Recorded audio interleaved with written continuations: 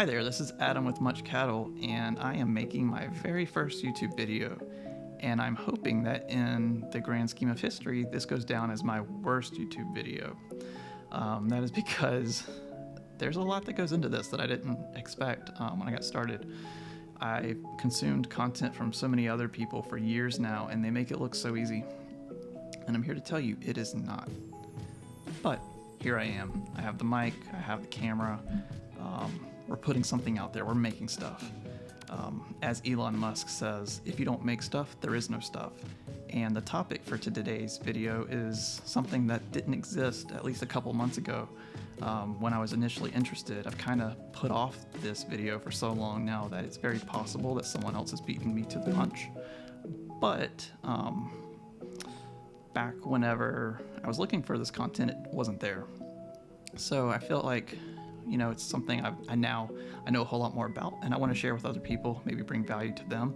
And that's on whether or not the Apple MacBook Air with the M1 silicon chip, whether it's good enough to use with Archicad in a full-time architectural environment workflow, whether with design and documentation, and even a little bit of Twinmotion thrown in there. So we'll kind of push it to its limits and see what it can do and whether or not I can recommend it over more professional laptops, such as the 16-inch MacBook Pro and iMac Pro with the Intel chips, which, spoiler alert, I used to have. I no longer have them. So thanks for joining, and I hope you enjoyed. Today I want to go through what a real-life project in Archicad looks like on the MacBook Air with the Apple Silicon M1 chip. So let's dive in. We're on the desktop. I have Archicad already open, but I don't have the file open. Let's see what it's like to open that file, how long it takes, what it's kind of like navigating menus and things like that, and just give you some real-world experience of what I experience daily using this machine in a real-life project. It's a project that still in development. It's pretty far along. It's probably not going to get too much more detailed than it is right now, but it is not finished. But as you can see, the file's loading, a lot of objects to load. Libraries are pretty large. The file itself is about 150 megabytes, so not the largest file in the world, but there is a lot going on inside the file. So getting a little bit of a beach ball to start, but I promise you things get better as we keep going. Let's see. Come on, there we go. So now we're in. As you can see, it wasn't too bad.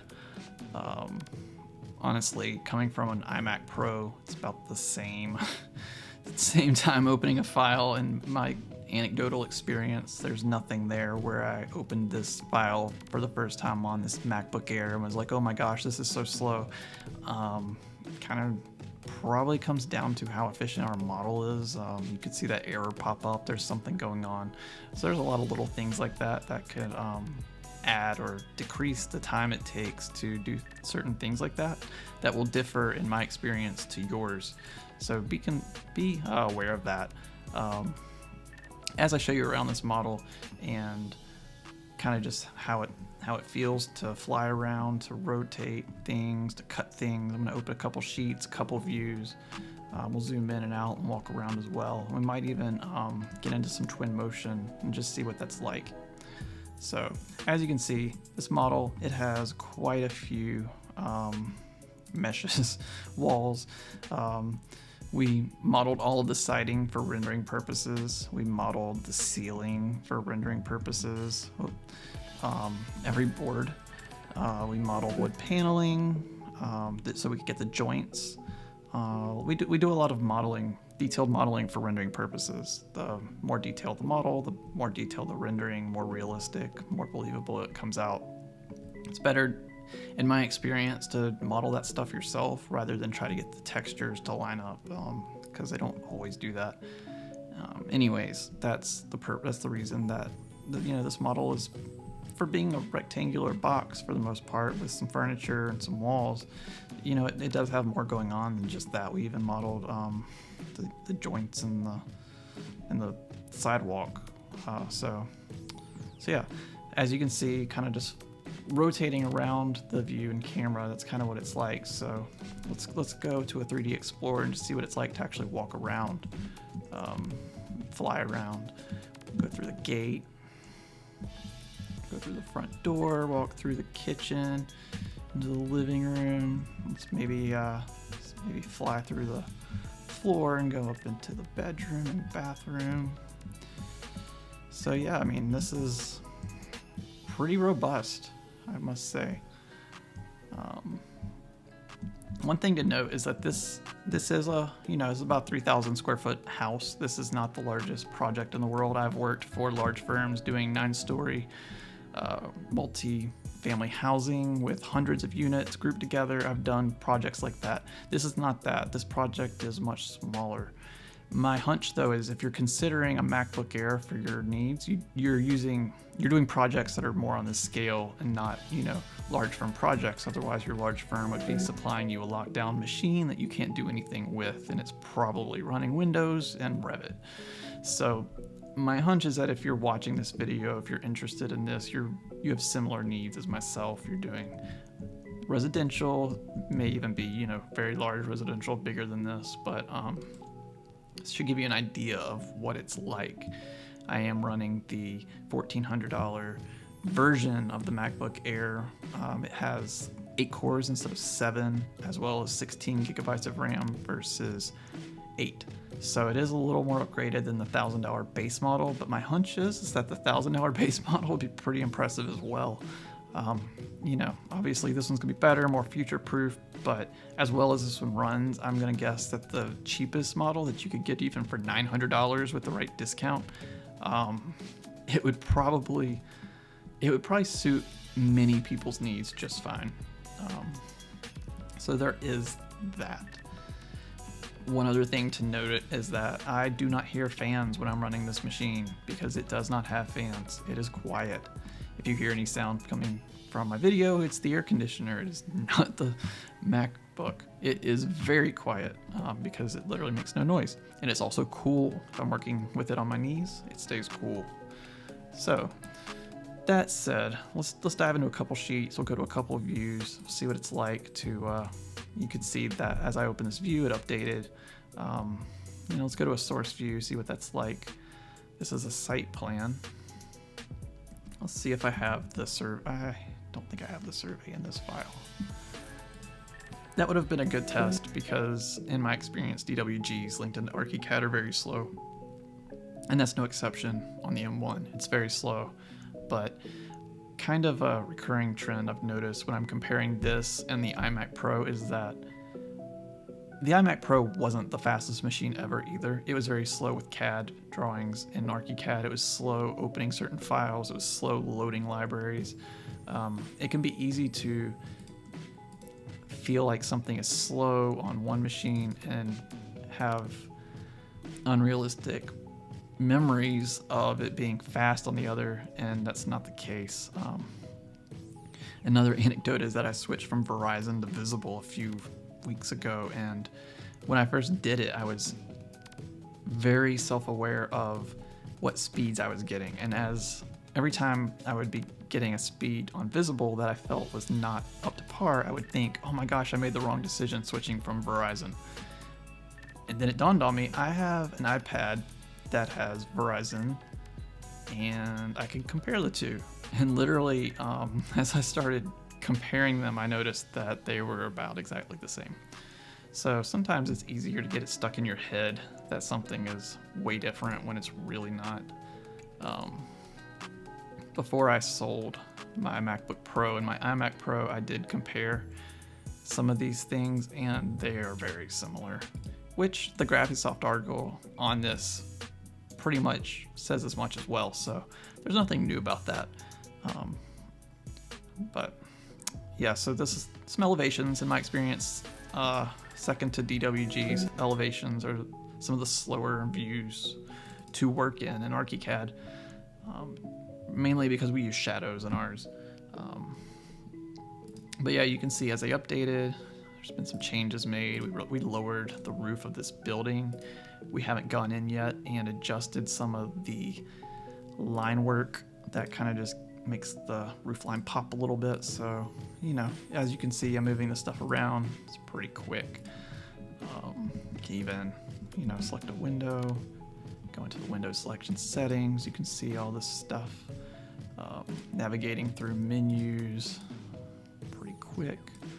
Just really, there really isn't anything that I've run into that feels sluggish. Everything feels pretty quick. Even making that ridiculous window there, very quick. And even let's undo it. Back to normal. So pretty stellar stuff. Let's go to a section. Let's see. Got some stuff to adjust in these views, but yeah, not too bad. Pretty quick. All around switching windows, pretty quick. Got some room elevations. Door schedule. Basically just trying to move around the model like I would if I were working hard trying to get it set out for print. So yeah, things are pretty good. I have talked it up very highly, as I'm sure you're aware at this point. But yeah, I mean, the model, at least the models that I work in, the size of models I work in are great. They perform very well. So let's just do a quick little cut into the building, see what that's like. So we'll show the marquee tool in 3D, and there we are. So there's the house all cut up. So yeah, what I'd like to do now, just to kind of see what this thing can do. I haven't really messed with Twinmotion too much. I've downloaded it and I opened up the test, one of the sample models. But I want to load this baby into Twinmotion and let's just see what that experience is like. I feel like that's a good flex test so you can get an idea of kind of what to expect as far as power goes. I don't personally use Twinmotion. I don't like Twinmotion. I think it does a lot of things poorly. I have no doubts that it's going to be way better in the future, but at the moment, it doesn't serve any needs that I need in my own workflow. I use 3ds Max and V-Ray on a PC to render, but it is cool just knowing whether or not this works. I may be in a bind one day and I need to generate something that looks a little better than an Archicad rendering. So just knowing whether or not this is a viable solution for, coming up with a Twinmotion style rendering is good to know. So we have Twinmotion open. Didn't take long to get the app itself open. Keep in mind, it is not optimized for Apple Silicon. It's barely optimized to begin with. So go to the Twinmotion direct link. Let's link this thing. Start a new project. Syncing, receiving data, materials. Okay. Doing some flashing. Doesn't look good. Processing. And finalize. Oh, there we are. Not bad at all. That really wasn't bad. Model looks half decent. A little smooth, looks good, better than the harsh lines of Archicad. Brought in the materials fairly well. But yeah, flying around, it's a little slower than flying around in Archicad, but there's a lot more going on, obviously. Very, very workable though. I've got to say, I'm pretty impressed by this. Let's see. I'll be honest, I don't use Twinmotion enough to know how to get in and change materials and things like that. I believe this is how you create a view. So we have a camera set up. Let's see how long it takes to render this thing. VR test. See if it'll render at all. Start export. stick it on our desktop. So it's going. So I think this is going to be the conclusion to the video after this finishes, if this finishes. And in conclusion, I just want to say that I'm very happy that, oh, before I could even get into the conclusion, the image is done. So there it is, all rendered out. Took what, 30 seconds, if that? Impressive. I mean, that the fact that it beat me in my conclusion speaks for itself. I basically just want to say that I'm very happy that I took the gamble purchasing this machine. I'm glad that while I took Graphisoft's own advice into account, I'm glad that I dismissed it a little bit and sold my 16-inch MacBook Pro and my iMac Pro to go with this thing, because yeah, I pocketed my bank account a little bit. I have the money put away for whatever Apple comes out with next, which I would assume it will be pretty amazing. If this is amazing, the future of the Pro lines should be even that much more amazing. And I'm just happy to have a smaller machine that gets nearly 20 hours battery life doing basic things and nearly 10 hours battery life doing actual work. I mean, it's been a workflow life changer. And I'm happy I took the plunge and risked having to return it or resell it. And it's paid off, and I'm for the first time in a very long time, since SSDs and since being a little boy, getting a Dell in the mail feels like I got a great upgrade on a computer here that it's a pleasure to use, and it makes me excited using it every time. So I hope this video has been helpful. I'm hoping that it will answer questions that I had going into this. And if you have any more questions, feel free to ask them in the comments, and I will do my best to answer. Thank you.